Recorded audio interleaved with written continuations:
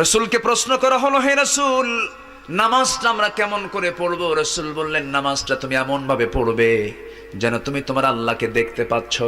ওয়া ইল্লাম তাকুন তারাহু ফাইন্নাহু ইয়ারাক। তুমি যদি তোমার আল্লাহকে না দেখতে পাও, আল্লাহ তোমাকে অবশ্যই দেখছেন। এমন করে তুমি নামাজটা পড়বে। হুকুমটা কার? আসতে বলবেন না কার? কিন্তু নামাজ পড়তে নিয়ে দুনিয়ার কথা যদি মনে হয়ে যায়, নামাজের মধ্যে গুরুত্ব থাকবে না। তবে হ্যাঁ, নামাজের মধ্যে দুনিয়ার কথা মাঝে মাঝে মনে হয়ে যায়, মন তো ছুটে চলে যায় বিভিন্ন দিকে। এই দুনিয়ার সংসার জীবন চালাতে গিয়া বিভিন্ন ওয়াসওয়াসা ভিতরে চলে আসে। সুজদাও দিয়েছেন কে? আল্লাহ দিয়েছেন। 2 রাকাত নামাজ হঠাৎ করে 3 রাকাত করে ফেলেছো, সূরা কেরাত ভুল করে ফেলেছো, নামাজের মধ্যে কোনো একটা কিছু বাদ পড়ে গেছে, কোনো সমস্যা নাই। ওয়াজিব ছুটে গেছে তোমার, শেষ বৈঠকে বসো, ডান দিকে তাশাহুদ পড়ে সালামটা ফিরে 2টা পেনাল্টি দিয়ে দাও, 2টা সিজদা দিয়ে দাও। আমি তোমার নামাজকে কবুল করে নেব। বান্দা ভেবো না তোমার ভুলটা আমি আল্লাহ রাব্বুল আলামিন মঞ্জুর করে ফেলবো। একটু তুমি সতর্ক হয়ে যাও, তবু নামাজ বাদ দিও না। নামাজটা কার হুকুম? আসতে বলবেন না কার হুকুম? আমার ভাইয়েরা, এই দুনিয়ার জিন্দেগিতে কোনো বান্দা দুনিয়ার কোন আইনকে লঙ্ঘন করলে তার জেল হয়ে যায়, তার ফাঁসি হয়ে যায়, তার সাজা হয়ে যায় 7 বছর, 10 বছর, 13 বছর ফাঁসি, কত কি হয়ে যায়। আল্লাহর এই দুনিয়াতে যত হুকুম আছে, সবচেয়ে বড় হুকুম হলো কার হুকুম? আসতে বলবেন না কার হুকুম?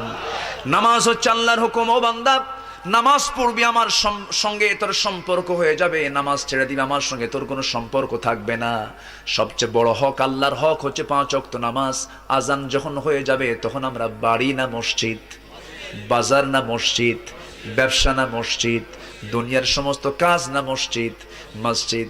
আজান হয়ে গেল, হাইয়া আলাস সালাত, হাইয়া আলাল ফালাহ, কদ কামাতিস সালাহ, কদ কামাতিস সালাহ। যখন হুকুম হয়ে গেছে, যখন মসজিদের মিনার থেকে যখন আজানটা চলে এসেছে, ইমানদারের হৃদয়টা তখন ছটফট করে, আল্লাহ তোমার সঙ্গে আমি সাক্ষাৎ কখন করব, তোমার সঙ্গে আমি মোলাকাত কখন করব, তোমার সঙ্গে দিদার কখন আমি করব। আমার বন্ধুগণ, সাহাবীরা এমন নামাজ পড়েছেন যে নামাজে বান্দা সেই সাহাবীরা আল্লাহকে দেখতে পেয়েছেন। যেরকম সুবহানাল্লাহ। এমন নামাজ সাহাবীরা পড়েছেন, একজন সাহাবীর কথা মনে হয়ে গেল, আল্লাহ রাব্বুল আলামিন 5 শ্রেণীকে কবরে কোনো আযাব দিবেন না, কবরে কোনো প্রশ্ন করবেন না, তাদেরকে বিনা আযাবে বিনা প্রশ্নে তাদেরকে জান্নাত দিয়ে দিবেন। জোরে বলি সুবহানাল্লাহ। কয় শ্রেণী বলেন? আমরা আজকে একটা একটা করে শুনে যাব, জোরে বলি ইনশাআল্লাহ। আমার ভাইরা, তার মধ্যে একটা শ্রেণী হলো, সেই শ্রেণীর কথা আমি বলতেছি, আলোচনার মধ্যেই চলে আসবে। আমার নবীজি 2 জন সাহাবীকে সীমান্ত প্রহরায় নিয়োগ দিয়ে দিলেন। বললেন, ও সাহাবীরা, তোমরা এই রাষ্ট্রের সীমানা তোমরা পাহারা দেবে। 2 জন সাহাবী দায়িত্ব পালন করলেন। 2 জন সাহাবী দায়িত্ব পালনরত অবস্থায় একজন সাহাবী বলছেন, ভাই আব্বাদ, ঘুম চোখে পাচ্ছে, ঘুমে চলে গেলাম, তুমি একটু পাহারা দাও। হযরত আম্মার ঘুমের মধ্যে চলে গেছেন। হযরত আব্বাদ তিনি নামাজে দাঁড়ায় গেছেন। খামাখা দাঁড়ায় থেকে লাভ নাই, শত্রু তো দেখি না। ওযু বানায় নামাজে দাঁড়ালেন, তাহাজ্জুদ নামাজ পড়তেছেন। প্রথম রাকাত যখন সূরা কেরাত পড়তেছিলেন, লম্বা লম্বা সূরা, লম্বা লম্বা কেরাত, এমন সময় দূর থেকে শত্রুপক্ষ তাকে দেখে ফেলে একটা তীর মেরে দিয়েছে। সেই তীরটা নামাজরত সাহাবী আব্বাদের ডান পায়ে লাগলো। ডান পায়ে লেগে ফিঙ্কি দিয়ে রক্ত পড়া শুরু হয়ে গেল। নামাজ তিনি ছাড়তেছেন না। রুকু করলেন ওই অবস্থায়, সেজদা দিলেন ওই অবস্থায়। 2য় রাকাতে তিনি দাঁড়িয়ে গেলেন, আরেকটা তীর এসে তার বাম পায়ে লেগে গেল। সেখান থেকে দরদর করে রক্ত পড়া শুরু হয়ে গেছে। ঘুমন্ত সাহাবীর ঘুম ভেঙে যাওয়ার সঙ্গে সঙ্গে বলছেন, আব্বা তুমি কি করছো? শত্রু তোমাকে আক্রমণ করে বসেছে, তুমি কি লক্ষ্য করো নাই? সালাম, নামাজ তিনি ছাড়লেন না। ওই অবস্থায় তিনি রুকু সেজদা করলেন, তাশাহুদ পড়লেন, দোয়া পড়লেন বা সূরা পড়লেন, সালামটা শেষ করলেন। সালাম শেষ করে বলছেন, ভাই আমার যখন প্রথম তীরটা পায়ে লেগেছে, সেই সময় টের পেয়েছে শত্রু আমাকে আক্রমণ করে বসেছে। নামাজ কেন ছেড়ে দিচ্ছ না তুমি? শত্রুকে তোমার মোকাবেলা করতে হবে, নামাজ তোমার সুযোগ তুমি অন্য সময় পাবে। তিনি বলছেন, হে ভাই, এটা তো সঠিক মাসলা, ঠিক আছে, আমি নামাজ অন্য সময় পড়ার সুযোগ পেয়ে যাব, কিন্তু নামাজের মধ্যে আমি এমন মজা পাচ্ছিলাম যেন আমি আমার আল্লাহকে দেখতে পেতেছি। একটু আস্তে কোন সুবহানাল্লাহ, জোরে বলুন সুবহানাল্লাহ। আমি আমার আল্লাহকে দেখতে পাচ্ছি। ও আল্লাহ, তোমাকে বাদ দিয়ে আমি কেমন করে ছেড়ে দেই, শেষ করে দেই? তোমার সঙ্গে আমার তো কথা তো শেষ হয় নাই। নামাজ পড়া মানে কার সঙ্গে কথা বলা? আসতে বলবেন না, কার সাথে কথা বলা?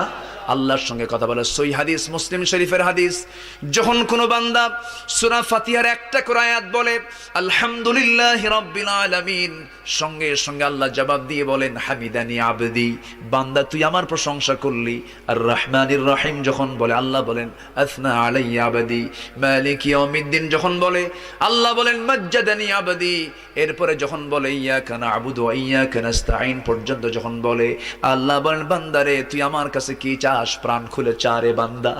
ইহদিনাস সিরাতাল মুস্তাকিম থেকে শুরু করে নিয়া ওয়ালাদ-দাল্লিন পর্যন্ত যখন বান্দা বলে তখন আল্লাহ বলেন বান্দা নামাজের মধ্যে এমন প্রেমের খেলা খেললি বান্দা, তুই যা চাইলি সব আমি আল্লাহ কবুল করলাম।